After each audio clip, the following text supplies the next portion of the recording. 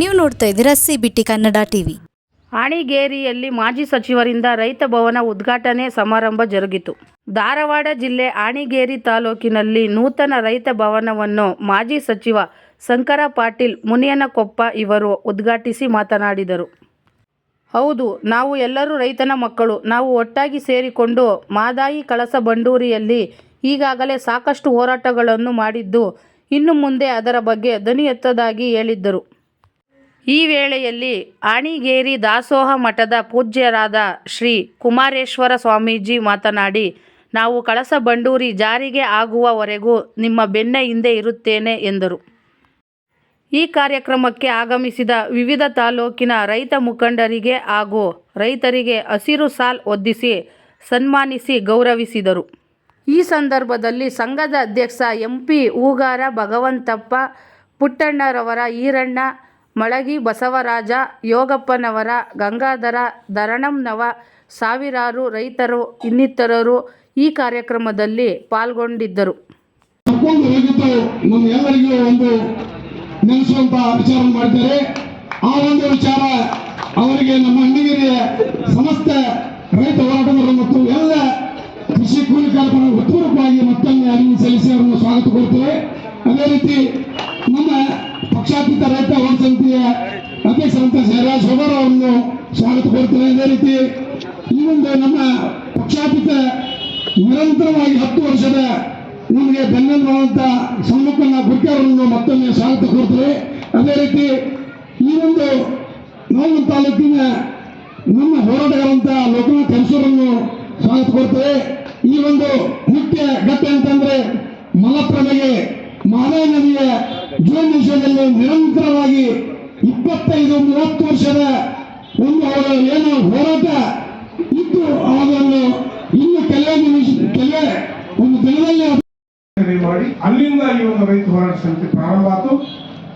ಶ್ರೀಗಳ ನೇತೃತ್ವದಲ್ಲಿ ಇದೇ ವೇದಿಕೆ ಒಂದು ಸಾಮಾನ್ಯ ವೇದಿಕೆಯನ್ನು ನಾವೆಲ್ಲ ರೈತ ಹೋರಾಟಗಾರರು, ಉದ್ಯಮದಾರರು ಇತರ ಸಹಕಾರ ಪಡ್ಕೊಂಡು ಪ್ರಾರಂಭ ಮಾಡಿದ್ವಿ. ನಂತರ ಈ ಒಂದು ರೈತ ಹೋರಾಟ ಸಂಪೂರ್ಣ ಸಾಲ ಮನ್ನಾ, ಅದೇ ಸಾಲ ಮನ್ನಾ ಅಲ್ಲ, ಸಂಪೂರ್ಣ ಸಾಲ ಮನ್ನಾ ಶಾಕುತಾರ ಆಗಬೇಕು ಅನ್ನುವಂತ ಹೋರಾಟ ಇಟ್ಟುಕೊಂಡು ಈ ವೇದಿಕೆ ಪ್ರಾರಂಭ. ಮುಂದೆ ಕಳಸಾ ಬಂಡೂರಿ ಹೋರಾಟವನ್ನ ವಿಜಯ ಕುಲಕರ್ಣಿ ಅವರು, ನಮ್ಮ ಸಫರದ್ ಮಠ ಅವರು, ಆಮೇಲೆ ಶೇಖಣ್ಣ ಅಂಬಲಿ ಅವರು, ಲೋಕನಾಥ್ ಹೆಂಸೂರ್ ನೇತೃತ್ವದೊಳಗ ಇದು ನರಗುಂದ ಮತ್ತು ನೋರ್ಗುಂದ ಭಾಗದೊಳಗೆ ಹೆಚ್ಚು ಪ್ರಭಾವಶಾಲಿಯಾಗಿ ಪ್ರಾರಂಭ ಆದ್ಮೇಲೆ ನಾವು ರೈತರಿರುವುದರಿಂದ ನಮ್ಮ ಭಾಗದಲ್ಲೂ ಕೂಡ ನೀರಾವರಿ ಅವಶ್ಯಕತೆ ಇರುವುದರಿಂದ ನಮಗೆ ಮಲಪ್ರಭಾ ನೀರಿನ ಅವಶ್ಯಕತೆ ಐತಿ. ನಾವು ಇವತ್ತಿಗೂ ಕೂಡ ನೀರು ಕುಡಿಯೋದು ಮಲಪ್ರಭಾ ನದಿ ನೀರು. ಹಾಗಾಗಿ ಕಳಸಾ ಬಂಡೂರಿ ಹೋರಾಟವನ್ನ ನಾವು ಪ್ರಾರಂಭ ಮಾಡೋದಂತೇಳಿ ಆ ಸಾಲ ಮನ್ನಾ ಜೊತೆಗೆ ಈ ಕಳಸಾ ಬಂಡೂರಿ ಹೋರಾಟವನ್ನ ಕೂಡ ನಮ್ಮ ರೈತ ಹೋರಾಟ ಸಮಿತಿಯ ಒಂದು ಅಜೆಂಡಾ. ನನ್ನ ಪರಮ ಪೂಜ್ಯ ಗುರುಗಳಾಗಿರ್ತಕ್ಕಂಥ ದಾಸೋಹ ಮಠದ ಶಿವಕುಮಾರ್ ಮಹಾಸ್ವಾಮಿಗಳ ಪಾದಗಳಲ್ಲಿ ಭಕ್ತಿಪೂರ್ವಕ ನಮನಗಳನ್ನು ಸಲ್ಲಿಸಿ ಈ ಸಮಾರಂಭದ ಅಧ್ಯಕ್ಷತೆಯನ್ನು ವಹಿಸಿರ್ತಕ್ಕಂಥ ರೈತ ಹೋರಾಟಗಾರರು, ನಿಮ್ಮ ನಮ್ಮೆಲ್ಲರ ಹಿರಿಯರಾಗಿರ್ತಕ್ಕಂಥ ಹೂಗಾರ್ ಅವರೇ ಮತ್ತು ರೈತ ಹೋರಾಟದಿಂದ ತಮಗೆ ಎಷ್ಟೇ ನೋವಾದರೂ ಕೂಡ ಇವತ್ತು ಪೊಲೀಸರ ಲಾಠಿ ಚಾರ್ಜ್ ಅನ್ನ, ಲಾಠಿ ಹೇಟನ್ನತ್ತಿಲ್ಲ. ಈ ಹೋರಾಟದಲ್ಲಿ ಇನ್ನೂ ಕೂಡ ಮುಂಚೂಣಿಯಲ್ಲಿ ಹಾಗೂ ಕುಮಾರಸ್ವಾಮಿ ಹಿರೇಮಠ ಅವರೇ ಮತ್ತು ವಕೀಲರು ಸತತವಾಗಿ ಹೋಗಿದ್ರೆ ವೀರಣ್ಣ ಮಳಗಿ ಅವರೇ, ಯೋಗಪ್ಪನವರೇ ಮತ್ತು ಕಂಬಳಿ ಅವರೇ ಮತ್ತು ಬಹಳ ವಿಶೇಷವಾಗಿ ಯಾವುದೇ ಹೋರಾಟ ಇದ್ರೂ ಕೂಡ ಪಕ್ಷ ಹಾಗೂ ಪುಟ್ಟಣ್ಣವರವರೇ, ಅಡಕ ಅವರೇ, ಮಹೇಶ್ ಅಂಗಡಿ ಅವರೇ ಅವರ ಮೇಲೆ ವೇದಿಕೆಯ ಮೇಲೆ ಉಪಸ್ಥಿತರಿರ್ತಕ್ಕಂಥ ಇವತ್ತು ಎದೆ ಒಡ್ಡಿ ಇವತ್ತು ಸಾವನ್ನ ಇವತ್ತು ರೈತ ಪಡೆದು ಇವತ್ತು ಸರ್ಕಾರವನ್ನ ಇವತ್ತು ತೆಗಿತಕ್ಕಂಥ ಶಕ್ತಿ ಇವತ್ತು ಎಲ್ಲ ರೈತಪ್ಪ ಅಂತಂದ್ರೆ ಕರ್ನಾಟಕದಲ್ಲಿ ಅದು ನವಲಗುಂದ ಮತ್ತು ನರಗುಂದ ಮತ್ತು ಅಣ್ಣಿಗೇರಿ ಅನ್ನುವಂಥ ಮಾತನ್ನ ಈ ಸಂದರ್ಭದಲ್ಲಿ ಹೇಳಬೇಕಾಗುತ್ತೆ. ಇವತ್ತು ಹೋರಾಟದ ವಿಷಯ ಬಂದಾಗ ಯಾವುದೇ ಪಕ್ಷ ಇದ್ರೂ ಕೂಡ ಅದನ್ನು ನೇರವಾಗಿ ಧ್ವನಿ ಎತ್ತಕ್ಕಂಥ ಕೆಲಸವನ್ನ ಈ ನಾಡಿನವರು ಹಿಂದಿಂದ ಕೂಡ ಮಾಡ್ತಾ ಬಂದಿದ್ದಾರೆ. ಯಾವುದೇ ಪಕ್ಷ ಇರ್ಬೋದು, ನಾನು ಪಕ್ಷದ ಬಗ್ಗೆ ಮಾತನಾಡಲಿಕ್ಕೆ ಬಯಸುವುದಿಲ್ಲ.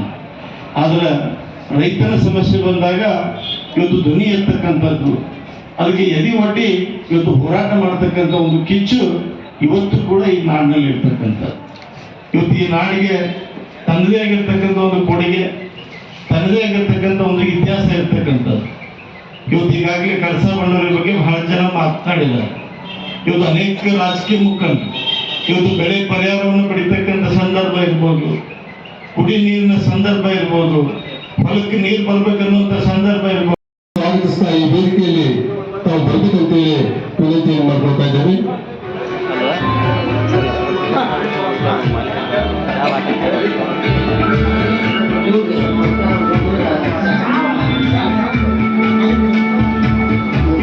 ಗುರ್ಕೆ ತಗೊಬಿಡ್ರಿ ಇದನ್ನ ಅಧ್ಯಕ್ಷ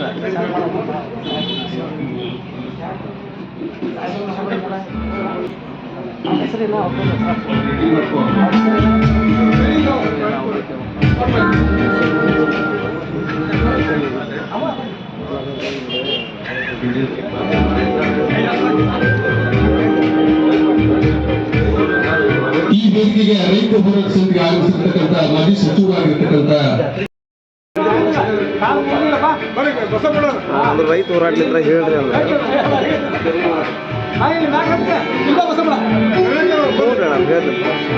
ಶುರುವಾಗಿತ್ತು. ನಾವು ಆಗ್ತಕ್ಕಂಥ ಅನ್ಯಾಯವನ್ನು ಸರಿಪಡಿಸಲಿಕ್ಕೆ ಎಲ್ಲರೂ ಹೋರಾಟದಲ್ಲಿ ಭಾಗವಹಿಸಬೇಕು.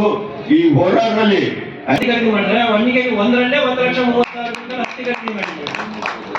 ಇದು ಒಂದು ಹೆಮ್ಮೆಯ ವಿಷಯ. ರೈತರು ಇದರ ಲಾಭ ಚೆನ್ನಾಗಿ ರೈತರಿಗೆ ತಲುಪಿದೆ ಅಂತ ಹೇಳಕ್ ನಾನು ಬಯಸ್ತೀನಿ. ಇದರ ಒಟ್ಟಾರೆ